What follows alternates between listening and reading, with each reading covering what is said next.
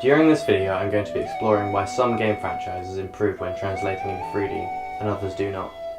I'm going to be focusing on The Legend of Zelda, Mario and Sonic game franchises. Mario made his jump into 3D in 1996 with Mario 64, Zelda then followed in 1998 with Ocarina of Time.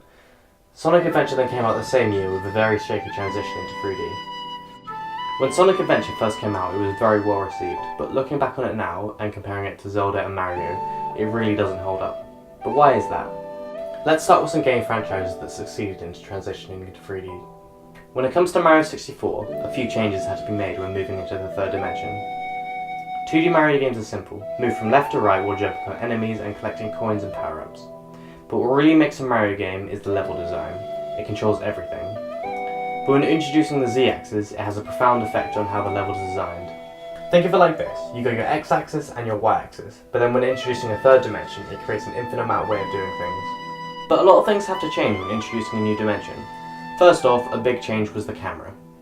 Mario 64 introduced the following fixed camera to the franchise, as well as the Lakitu cam, which is what lets the player circle around the main avatar and explore the positioning of Mario in relation to the surrounding space.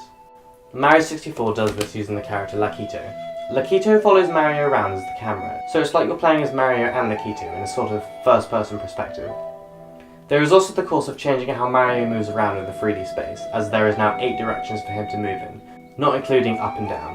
Another issue, of course, is the level design.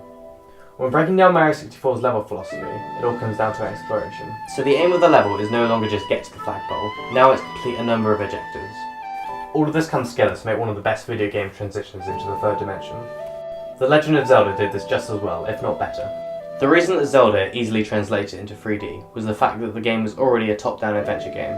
If we focus on A Link to the Past, as it was the game that came out just before Zelda's transition into 3D, A Link to the Past had your typical Y and X axis, but it had a selected Z axis. For example, you couldn't be on the second floor and attack someone on the first, but when bats fly through the air, no matter what, you can always swing and hit them. This is a lot different when we are looking at a 3D engine. This is where Z targeting was introduced to the Zelda games. This is where you would lock onto an enemy so the camera would then follow it. This created a new, interesting way of combat. Even with a game as great as Ocarina of Time, translating into 3D came with some limitations, and strangely enough the game became less about exploration and became more linear. But as of the recent release of Breath of the Wild, despite it reinventing the Zelda formula, it truly is all about exploration. A game franchise that went very wrong when translating into 3D was Castlevania. I'm going to be focusing on Castlevania Legacy of Darkness, as it's more or less a director's cut of the original game. Leaving alone the fact that this game just isn't well made, this is a case where I think they've changed way too much and tried to make a game that really doesn't belong in third dimension. And when looking at 2D Castlevania, it looks like an entirely different game. But then there's Sonic the Hedgehog with its much anticipated jump into 3D. Since Sonic shifted to the third dimension, the franchise has been slowly dying. But before we talk about Sonic Adventure, I think it's important to bring up Sonic's previous attempts at 3D. With the hub for Sonic Jam, Sonic R, which is probably the worst Sonic game ever made, and Sonic Fighters.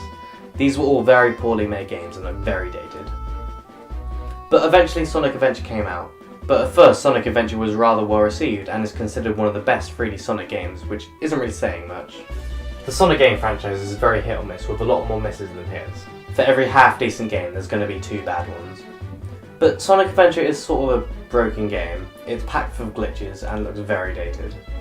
Don't get me wrong, Sonic Adventure is still a decent game, but it isn't Sonic. This is Sonic.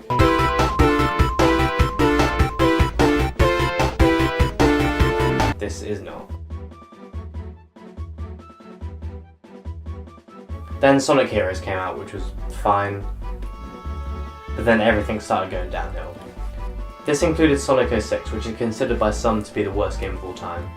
Then Sonic and the Secret Rings came out, which... Shara, will you grant me one more wish?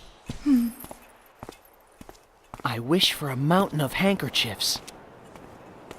Now, just let yourself cry. As much as you need to. You'll have plenty of handkerchiefs to help you through it. Which, by the way, I think is another big thing that didn't help the Sonic franchise. I know it doesn't have anything to do with the gameplay, but giving Sonic a bigger narrative than needed really overcomplicated the franchise. But the reason why 3D Sonic games aren't working really comes right back down to the level design. They're designing 3D Sonic games as if they were 2D Sonic games, which kind of work for Sonic Adventure, but not really well enough, as the 3D Sonic levels aren't really designed around Sonic's control. So when you are going fast, it's very automated, so you can't fall off the edge, as the platforms can be very narrow.